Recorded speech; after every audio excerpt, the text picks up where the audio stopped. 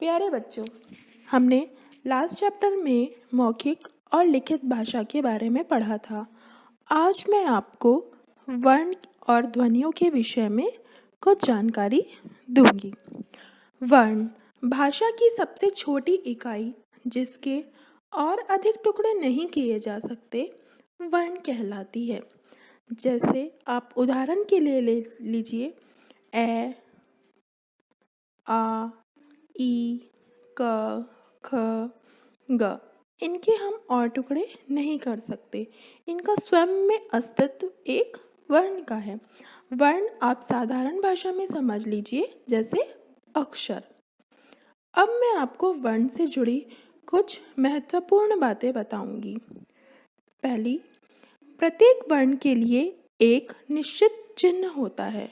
बच्चों, जो भी हम ध्वनि बोलते हैं, ध्वनि ऐसी जो सार्थक हो, जिसका कोई अर्थ हो, हमने उनके लिए एक लिखित चिन्ह बना लिया है।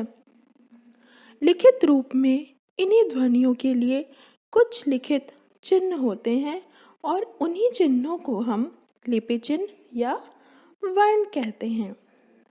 यदि वर्ण किसी ध्वनि का लिखित रूप है तो ध्वनि उस वर्ण का उच्चारित रूप है, अर्थात हम ध्वनि को बोलते हैं और वर्ण को लिखते भी हैं और बोलते भी हैं।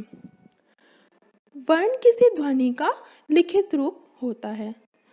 बच्चों, जैसे मैंने बोला प ध्वनि बोली तो हम प लिखते हैं। हमारी हिंदी भाषा की लिपि देवनागरी है और उस देवनागरी लिपि में हर ध्वनि के लिए एक चिन्ह बनाया गया है जिसे हम अपनी वर्णमाला में देखते हैं। अलग अलग लिपियों में एक ही ध्वनि के लिए अलग अलग वर्ण हो सकते हैं। इस बात को बच्चों ऐसे समझ लीजिए, जैसे हमने क बोला तो हम हिंदी वर्णमाला में उसे क लिखेंगे, लेकिन हम अगर रोमन लिपि में देखते हैं तो उस क को हम के लिखते हैं। अलग अलग लिपियों में एक ही ध्वनि के लिए अलग अलग वर्ण हो सकते हैं। ऐसा आवश्यक नहीं है कि हर लिपि में एक ही ध्वनि के लिए एक ही चिन्ह हो। वर्णों के मेल से शब्द बनते हैं। बहुत वर्ण के टुकड़े नहीं किए जा सकते, लेकिन अलग अलग वर्ण को हम संयुक्त कर कर मिलाकर शब्द बनाते हैं। जैसे से, आ, गे, रे। अलग अलग वर्ण मिलकर क्या बन गया? सागर। वर्णों का व्यवस्थित समूह वर्णमाला कहलाता है। हर लिपि में एक वर्णमाला होती है जिसमें वर्णों को व्यवस्थित रूप दिया जाता है।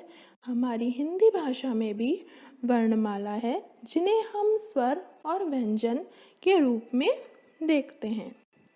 उच्चारण के आधार पर वर्णों के दो भेद होते हैं, स्वर और व्यंजन। स्वर, जिन वर्णों का उच्चारण किसी अन्य वर्ण की सहायता के बिना होता है वे स्वर कहलाते हैं। हिंदी वर्णमाला में स्वरों की संख्या 11 होती है। ए, आ, ई, उ, री, ए, ओ, औ। ये 11 स्वर होते हैं। उच्चारण में लगने वाले समय के अनुसार स्वर के 3 भेद होते हैं, ह्रस्व स्वर, दीर्घ स्वर और प्लुत स्वर।